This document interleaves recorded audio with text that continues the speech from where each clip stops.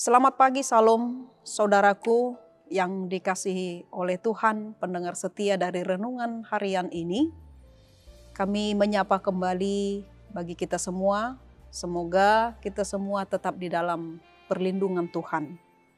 Sebelum kita mengawali aktivitas kita dalam satu hari ini, maka mari bersama-sama untuk mendengarkan firman Tuhan yang akan menguatkan kita dalam satu hari ini untuk melakukan segala sesuatunya.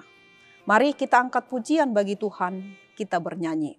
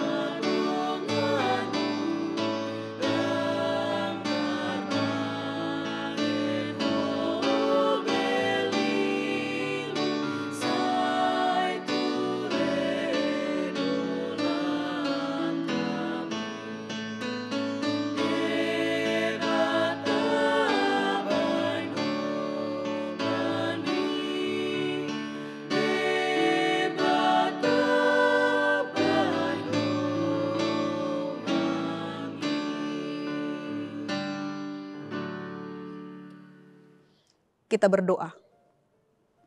Segala puji dan hormat hanya kepadamu Tuhan kami atas perlindungan dan pertolongan Tuhan dalam kehidupan kami.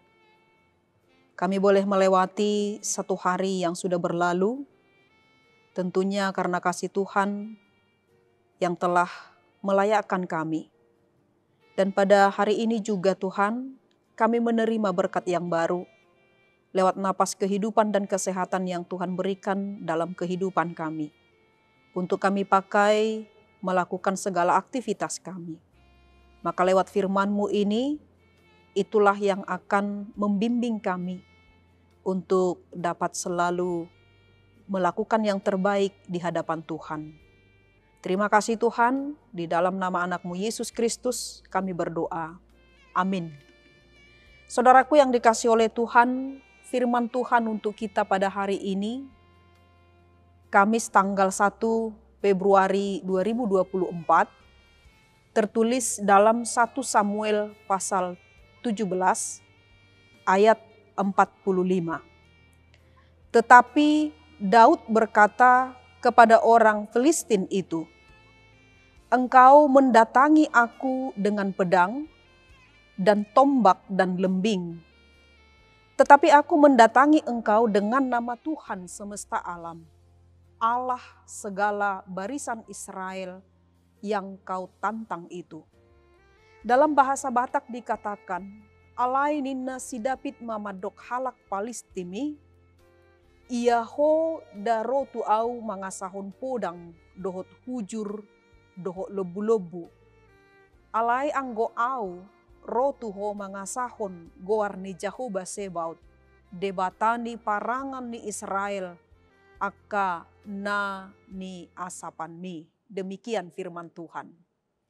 Saudaraku yang dikasihi oleh Kristus, kisah tentang Daud yang mengalahkan Goliat bukan lagi sebuah cerita atau kisah yang baru kita dengar. Bahkan sejak dari anak-anak di sekolah minggu, kita sudah diperkenalkan dengan sosok Daud dan juga Goliat ini. Di sana kita boleh melihat ada hal yang menarik tentang Daud. Seseorang yang dianggap lemah dapat mengalahkan musuhnya yang jauh lebih besar dan lebih kuat. Dan kisah ini adalah suatu pembuktian nyata bahwa yang kecil bisa mengalahkan yang besar, yang dianggap lemah bisa mengalahkan yang kuat. Goliat adalah raksasa tentara Filistin yang hebat dan tidak terkalahkan. Bahkan seluruh bangsa Israel yang dipimpin oleh Saul menjadi takut. Tetapi Daud yang masih muda, dia memutuskan untuk maju berperang melawan Goliat dan sehingga dia menang. Apa yang menjadi kunci kemenangan Daud melawan Goliat ini? Ada 3 hal yang boleh kita lihat. Yang pertama, Daud mengandalkan Tuhan senantiasa di dalam hidupnya. Yang kedua, Daud sadar bahwa ia tidak menghadapinya dengan sendirian. Mengingat campur tangan Tuhan yang menolongnya dan melepaskannya dari masalah-masalahnya sebelumnya. Dan yang ketiga, Daud tidak gentar sedikit pun karena ada Tuhan yang siap menopang dan menjaga, menolong Daud sehingga Daud senantiasa mengandalkan Tuhan. Saudaraku yang dikasihi oleh Tuhan, bukankah kita sering kali diterpa masalah sebesar raksasa sehingga kita kelabakan, hilang akal, dan mudah menyerah sebelum menghadapinya. Jangankan berani menghadapi, memikirkan saja mungkin kita takut. Kita merasa tidak punya kemampuan untuk mengatasinya, karena secara logika itu tidak mungkin. Mungkin secara manusia itu terjadi, tapi jangan lupa bahwa ada Tuhan di belakang kita yang tidak pernah kehabisan cara untuk menolong kita. Mengangkat kita keluar dari permasalahan. Seberat apapun persoalan yang kita hadapi, maka Tuhan akan mengangkat kita dan menempatkan kita ke tempat yang baik untuk kembali melangkah dengan pasti. Berhentilah memandang besarnya masalah dan alihkan dengan memandang besarnya Tuhan yang ada bersama kita. Tidak ada masalah apapun yang bisa mengatasi kuasa Tuhan.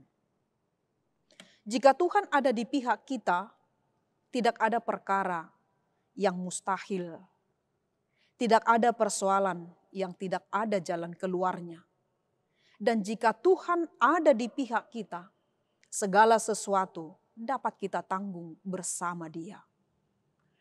Saudaraku yang dikasihi oleh Tuhan, sering sekali kita pun sebagai manusia lupa akan hal ini.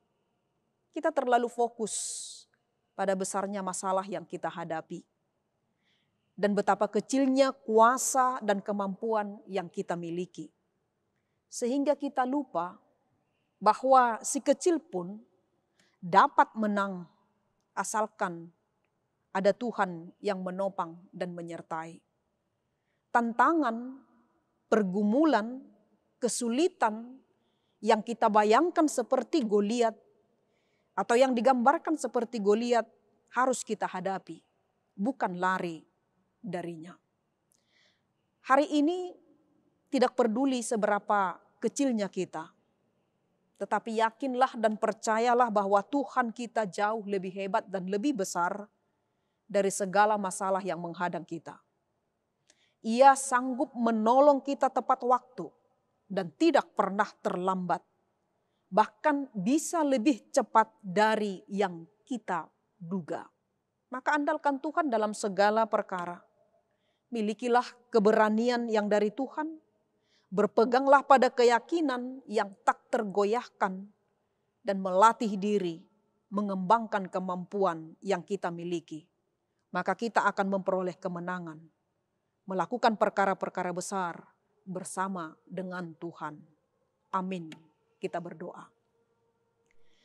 Kembali kami bersyukur Tuhan atas firman-Mu yang pada saat ini telah bersabda di tengah-tengah kami.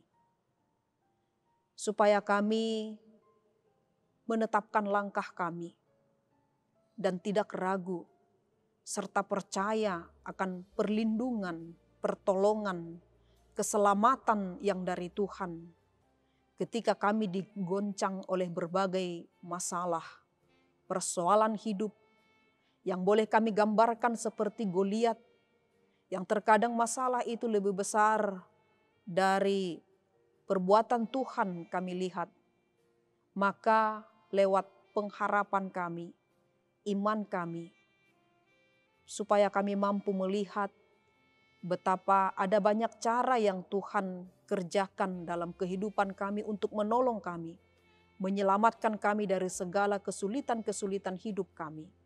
Ketika kami percaya akan pertolongan dan kuasa Tuhan, maka semuanya itu akan terjadi dan Tuhan layakkan kami Tuhan dalam segala persoalan yang kami hadapi bersama dengan Tuhan, maka kami pasti bisa melewatinya. Inilah pengharapan kami Tuhan dalam satu hari ini. Sertai kami dimanapun kami berada, lindungi kami Tuhan, agar kami senantiasa bersuka cita dalam menjalani hari-hari kami dalam satu hari ini. Terpujilah nama-Mu, hanya di dalam nama anak-Mu Yesus Kristus kami berdoa dan mengucap syukur. Amin. Anugerah dari Tuhan kita Yesus Kristus, kasih setia dari Allah Bapa, serta persekutuan dari Roh Kudus, kiranya menyertai kita hari ini sampai selama-lamanya. Amin. Saudaraku yang dikasihi Tuhan, selamat pagi, selamat beraktivitas bagi kita semuanya. Shalom.